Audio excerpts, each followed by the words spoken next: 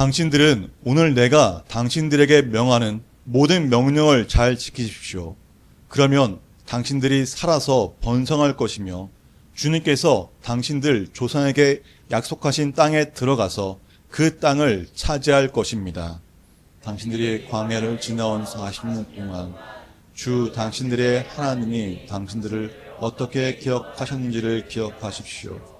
그렇게 오랫동안 당신들을 광야에 머물게 하신 것은 당신들을 단련시키고 시험하셔서 당신들이 하나님의 계명을 지키는지 안 지키는지 당신들의 마음속을 알아보려는 것이었습니다. 주님께서 당신들을 낮추시고 굶기시다가 당신들도 알지 못하고 당신들의 조상도 알지 못하는 만나를 먹이셨는데 이것은 사람이 먹는 것으로만 사는 것이 아니라 주님의 입에서 나오는 모든 말씀으로 산다는 것을 당신들에게 알려주시려는 것이었습니다. 지난 40년 동안 당신들의 몸에 걸친 옷이 헤어진 일이 없고 발이 붉힌 일도 없었습니다. 이는 하나님의 말씀입니다. 아멘. 할렐루야. 3월은 주님 말씀하시며 이라는 주제를 갖고 신유의 영역에서 말씀을 전합니다. 그리고 오늘은 첫 번째 시간으로 시험을 이겨내야 합니다 라는 제목으로 은혜의 말씀을 선포하겠습니다. 제가 언젠가 이런 말씀을 전한 적이 있습니다. 우리에게 고난이 언제 왔습니까?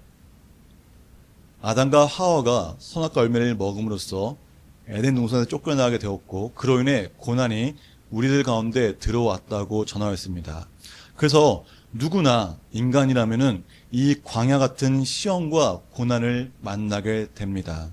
그러나 우리는 이러한 고난과 시험 앞에 두려워할 필요가 없습니다. 우리에게 다가온 이 시험과 고난은 오히려 우리를 더욱 강하게 만들고 하나님께 붙들리는 시간이 되기 때문입니다. 오늘 말씀을 통해 우리에게 다가온 시험과 고난의 시간 가운데 담긴 하나님의 뜻을 깨닫고 하나님의 말씀을 믿음으로 하나님의 약속을 취하여 승리의 찬양을 부르는 성도님 되시기를 주님의 이름으로 축복합니다. 오늘 본문을 보면은 이 이스라엘 백성들이 광야로 가게 되는 모습을 보게 됩니다. 그들이 광야로 가게 된 것은 이집트에서 종살이를 하며 고난 가운데 그 백성들을 하나님께서 그들을 구원하셔서 출애굽시키셨기 때문입니다. 이스라엘 백성들이 원래부터 노예 생활을 하던 것이 아니었습니다. 그들은 하나님께서 약속하신 그 가나안 땅에 아브라함 때부터 살게 되었습니다. 그리고 이삭과 야곱을 지나서 그때까지도 가나안에 살고 있었습니다. 그런데 가나안 땅에 심각한 기근이 찾아왔습니다. 정말 먹을 것이 아무것도 없었습니다. 그 당시에 이집트의 총리로 있던 야곱의 아들 요셉이 그 가롯들을 이집트 땅으로 부르게 됩니다. 그리고 그렇게 이 야곱의 모든 가롯들이 이집트의 고센 땅에 거주하게 되었습니다. 고센 땅에 오랜 시간 거주하면서 이 이스라엘 자손들이 정말 번성하게 되었고 이로 인해 이집트에 새로운 왕조가 들었을 때 그들은 그 이스라엘 백성들을 보고서 두려워하게 됩니다. 이 새로운 왕은 요셉을 알지도 못하였고 또 이 불어나는 이스라엘 백성들을 보면서 두려울 수밖에 없었습니다. 왜요? 그들이 적군이 되어서 우리들을 공격할까 봐 두려웠습니다. 그래서 그들과 함께 이 사람들은 그들에게 말합니다. 출애굽기 1장 11절 함께 봉독하겠습니다.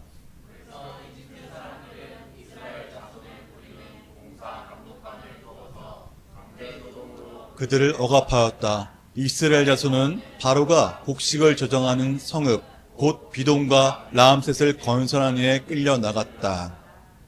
그렇게 이스라엘 사람들은 이집트의 종이 되었습니다. 하나님께서 약속하셨던 축복의 땅에 거주하던 이 이스라엘 백성들이 다른 나라에서 종살이를 하게 될 것이라고 하나님은 이미 말씀하셨습니다. 이 창세기 15장 13절 보면은 주님께서 아브라함에게 말씀하시는데 너는 똑똑히 알고 있어라. 너의 자손이 다른 나라에서 나그네 살이를 하다가 마침내 종이 되어서 400년 동안 괴로움을 받을 것이다 라고 하나님이 말씀하셨던 것입니다. 400년 동안 괴로움을 받던 이 이스라엘 백성들은 하나님께서 모세를 통해 그들을 적과 꿀이 흐르는 약속의 땅 가나안 땅으로 인도하십니다. 그런데 이스라엘 백성들이 가나안 땅을 가기 위해서 광야에서 머무른 시간이 얼마입니까? 무려 40년입니다. 40년. 적지 않은 시간입니다. 이 이집트에서 가나안까지 가장 짧은 거리를 가게 되면은 약 300km입니다. 하루에 20에서 25km를 걷는다면은 약 2주면은 도착할 거리입니다. 그리고 만약에 이 출애굽기 경로를 따라서 걷게 되면은 약 1200km입니다. 1200km를 아무리 천천히 가고 그 많은 사람들이 느긋하게 갈지라도 1년이면 도착할 거리입니다. 그런데 그들은 무려 40년의 시간을 보냈습니다. 그들이 광야에서 40년을 보낼 수밖에 없었던 이유를 오늘 본문에서 말하고 있는데 바로 2절입니다. 우리 2절 다시 한번 볼까요? 당신들이 광야를 지나온 40년 동안 주 당신들의 하나님이 당신들을 어떻게 구하셨는지를 기억하십시오. 그렇게 오랫동안 당신들을 광야에 머물게 하신 것은 당신들을 단련시키고 시험하셔서 당신들이 하나님의 계명을 지키는지 안 지키는지 당신들의 마음속을 알아보려는 것이었습니다. 아멘. 하나님께서 이 이스라엘 백성들을 40년 동안 광야에서 머물게 하면서 시험과 고난을 주신 이유가 그들을 단련시키고 하나님의 말씀에 순종하는지 안 하는지를 시험하기 위해서였습니다. 이스라엘 백성들은 이 하나님 중심으로 살고 하나님을 믿는 마음을 가지도록 40년 동안 광야에서 지냈던 것입니다. 그들은 이 40년이라는 시간 동안 고난과 시험의 광야를 통과했을 때 드디어 약속의 땅 가나안 땅에 들어갈 수 있었습니다. 그렇습니다. 우리도 고난과 시험의 길에서 절망하거나 두려워하는 것이 아니라 하나님의 말씀을 붙잡고 인내해야 합니다. 축복의 길은 고난의 광야를 지나야 다가오는 것입니다. 우리 모두가 다 복받기를 원하지 않습니까? 응답되는 삶을 원하지 않으십니까? 내 삶에 은혜가 넘치도록 우리는 항상 기도합니다. 그러나 적과 꿀이 흐르는 약속의 땅으로 가기 전에는 반드시 광야를 지나야 한다는 것입니다. 광야가 없는 축복은 결코 없습니다. 그래서 우리는 하나님의 말씀만이 나를 살린다는 것을 알고 하나님 말씀을 내 삶의 중심으로 붙잡을 때 우리는 광야를 지나갈 수 있는 것입니다. 성경에는 이런 광야의 시간, 고난과 시험의 시간을 통해서 더욱 성장하고 하나님의 뜻을 이룬 인물들이 그 많이 나오는 것을 보게 됩니다. 그 중에 대표적인 인물이 바로 요셉입니다. 요셉은 누굽니까?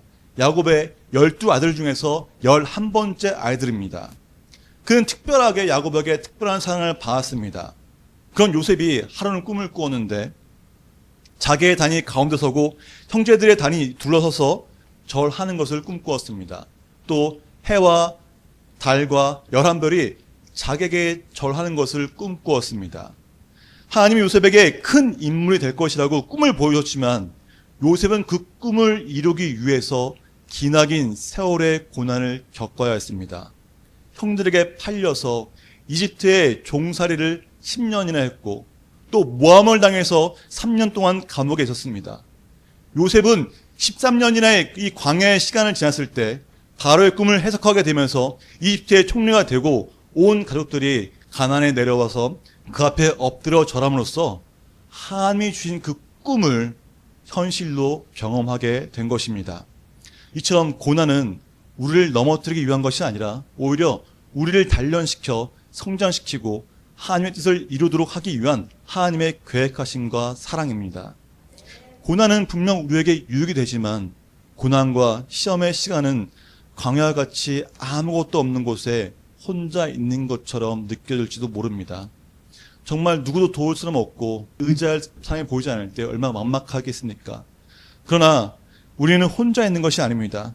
하나님께서 우리와 항상 함께 하십니다. 그 말씀이 3절과 4절 말씀입니다. 함께 봉독하겠습니다. 사람이 먹는 것으로만 사는 것이 아니라 모든 말씀으로 산다는 것을 당신들에게 알려주시는 것이었습니다. 지난 40년 동안 당신들의 몸에 걸친 옷이 헤어진 일이 없고 발이 부르튼 일도 없었습니다. 아멘. 이스라엘 백성들이 광야에서 생활할 때 하나님께서는 이스라엘 백성들에게 필요한 그 모든 것을 공급해 주셨습니다. 그들에게 만나와 메추라기를 통해 육의 양식을 공급하실 뿐만 아니라 주님의 말씀으로 산다는 것을 알려주시기 위해서 그들에게 광야의 시간을 허락하신 것입니다. 또한 광야에 있는 동안 그들의 옷이 해지지도 않았고 발이 붙은 일도 없었습니다. 하나님께서는 그 광야의 시간 동안에도 항상 함께 하시며 그들을 보호하신 것입니다. 이처럼 우리는 어떤 상황에서도 하나님이 함께 하신다는 사실을 잊어서는 안 됩니다. 하나님께서는 우리를 결코 떠나지 않으시며 항상 우리 곁에서 우리와 함께 하시며 우리를 보호하십니다. 또한 하나님의 말씀으로 살아야 한다는 것을 알아야 합니다. 하나님의 말씀이 우리 안에 있을 때 우리는 그 광야를 지나 약속의 땅을 차지할 수 있습니다. 하나님의 말씀으로 승리를 취한 대표적인 인물이 바로 다윗입니다. 다윗은 아무도 알아주지 않는 목동이었습니다. 집에서도 알아주지 않는 그저 막내 아들이었습니다. 하지만 골리앗이 이스라엘을 조롱하고 그 누구도 감당하지 못하고 있을 때 다윗은 하나님의 이름으로 선포하며 골리앗과 맞서게 됩니다.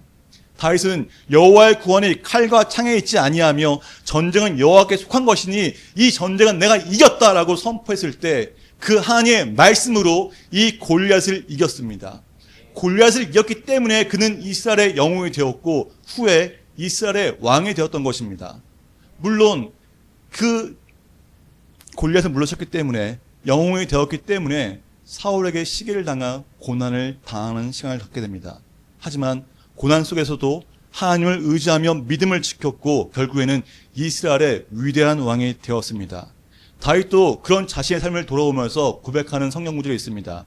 시편 119편 71절 함께 봉독하겠습니다. 고난을 당한 것이 그 고난 때문에 나의 주님의 일들을 배웠습니다. 아멘. 다윗에게 고난이 유혹이 된 것은 주님의 율례를 배웠기 때문이라고 고백합니다. 그리고 그뿐만 아니라 자신의 삶에 무엇이 중요한지를 분명하게 자신은 알았다는 것을 고백하는데 이어서 111절입니다.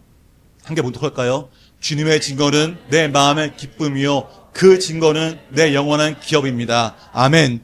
주님의 증거가 무엇입니까? 곧 하나님의 말씀입니다. 하나님의 말씀은 하나님의 뜻을 알려주기 위해서 있는데 그 하나님의 뜻은 무엇입니까? 우리를 사랑하신다는 것입니다. 그래서 말씀이 육신이 되어 우리 가운데 예수님이 이 땅에 오신 것입니다. 예수님께서도 그 고난의 시간을 지나서 십자가에 못 박혀 죽으심으로 하나님의 뜻이 이 땅에 이루어졌습니다. 우리를 대신하여 모든 죄와 저주, 절망과 죽음을 짊어지시고 십자가에 못 박히셨습니다. 히브리서 5장 8절 9절에 기록되기를 그는 아드님이시지만 고난을 당하심으로써 순종을 보여줬습니다. 그리고 완전하게 되신 뒤에 자기에게 순종하는 모든 사람에게 영원한 구원의 근원이 되시고 라고 하였습니다. 예수님은 우리를 대신하여 죽으셨지만 부활하심 후 죽음을 이기셨습니다. 예수님은 우리가 겪어야 할 모든 시험과 고난의 시간을 지나셨기 때문에 우리가 겪는 시험과 고난을 누구보다 잘 알고 계십니다. 또한 그것을 이해하시는 분이십니다. 그래서 우리를 죄와 질병과 환경의 고통에서 우리를 건져낼 수 있는 유일한 분이십니다. 그렇기 때문에 우리는 예수 안에 있을 때 이 죽음의 광야를 지날 수 있습니다. 예수께 순종하는 자가 하나님이 약속하신 생명을 취할 수 있으며 하나님이 약속하신 복을 누릴 수 있는 것입니다. 우리 모두는 이 광야의 시간을 지나게 됩니다. 고난과 시험의 시간이라는 광야는 우리를 정말 힘들게 할지도 모릅니다. 그러나 이 광야의 시간은 우리를 변화시키며 우리를 믿음을 성장시키는 것입니다. 예를 들어서 평소에 정말 바쁘다는 이유로 기도하지 않고 하나님의 살아계심을 경험하지 못했기 때문에 이 말씀이 있는 것이 너무나 귀찮고 하찮아 보입니다. 그러나 그런 그에게 이 광야의 시간, 고난과 시험이라는 광야의 시간이 찾아오면 어떻게 됩니까? 누가 시키지 않아도 그는 하나님께 기도하며 하나님께 매달리고 하나님의 말씀을 읽고 믿으며 이 말씀이 내 삶에 이루어지기를 간절히 바랄 수밖에 없습니다. 그 광야의 시간을 통해 삶이 변화되는 것입니다. 삶이 변화될 때 하나님께서 축복하십니다. 이 광야의 시간을 지나며 하나님의 말씀이 삶의 중심이 되고 하나님의 말씀이 내 삶의 현실이라는 것을 깨닫게 될 때 하나님께서는 약속하신 복을 허락하십니다. 왜 그렇습니까? 광야가 없으면 교만해지고 광야가 없으면 광야일 수 없기 때문입니다.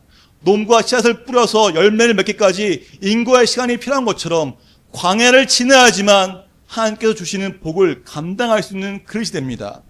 베드로전서 5장 10절 이렇게 봉독할까요? 모든 은혜를 주시는 하나님 모두 그리스도 안에서 여러분은 자기의 영원한 영광에 불러드신 분께서 잠시 동안 고난을 받은 여러분을 친히 온전하게 하시고 강하게 하시고 기초를 튼튼하게 하여 주실 것입니다. 아멘.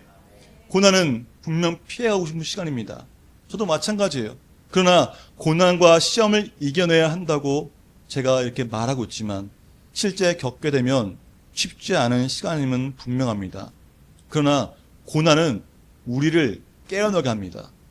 고난이 있기 때문에 우리가 깨어서 기도할 수 있고 우리가 살아나서 말씀을 의지하며 잡을 수 있는 것입니다. 우리를 온전하게 하시고 강하게 하시며 믿음의 기초를 튼튼하게 해준 것이 바로 이 고난의 시간이라는 것입니다. 그래서 고난은 우리가 하나님만 붙잡고 기도하게 만들기 위해서 하나님이 주시는 시험인 것입니다. 이 학교에서 2장 5절에 기록되기를 너희가 이집트에서 나올 때 내가 너희와 맺은 바로 그 언약이 아직도 변함이 없고 나의 영이 너희 가운데 머물러 있으니 너희는 두려워하지 말아라 라고 말씀하십니다. 하나님께서 우리에게 복 주신다고 약속하였으며 주님께서는 우리와 영원히 함께 계셨다고 말씀하셨습니다. 우리는 예수님을 믿어 하나님의 자녀가 되었습니다. 예수님을 믿어 구원받았습니다. 하나님의 영인 성령이 우리와 함께 하십니다. 그러니 고난을 두려워할 필요가 없습니다. 고난을 당한다면은 당당하게 맞서야 합니다. 고난 중에도 하나님은 우리와 함께 하시며 우리를 보호하십니다. 하나님을 의지하고 하나님의 말씀을 우리 삶의 중심에 둘 때 광야를 지나 하나님이 약속하신 것을 취하는 자가 되는 것입니다. 사랑하는 성도 여러분, 시험은 우리를 넘어뜨리기 위한 것이 아니라 오히려 우리를 더욱 강하게 만들고 하나님께 나아가도록 하기 위한 것입니다. 고난 가운데 있더라도 좌절하지 말고 하나님의 은혜를 기억하며 담대하게 나아갑시다. 고난을 통해 우리는 인내와 믿음을 배우고 또 하나님의 뜻을 깨달아 더욱 성장할 수 있습니다. 하나님께서는 항상 우리와 함께 하시며 우리를 지켜주시는 분이십니다. 그러므로 어떠한 어려움 속에서도 두려워하지 말고 하나님을 의지합시다. 말씀 붙들고 순종하며 살아갈 때 우리는 모든 시험을 이기고 승리하는 삶을 살 수 있습니다. 오늘 말씀을 기억하면서 시험을 이겨내고 하나님의 자녀로서 담대하게 광야를 통과하여서 승리하는 삶이 되시기를 주님의 이름으로 축복합니다.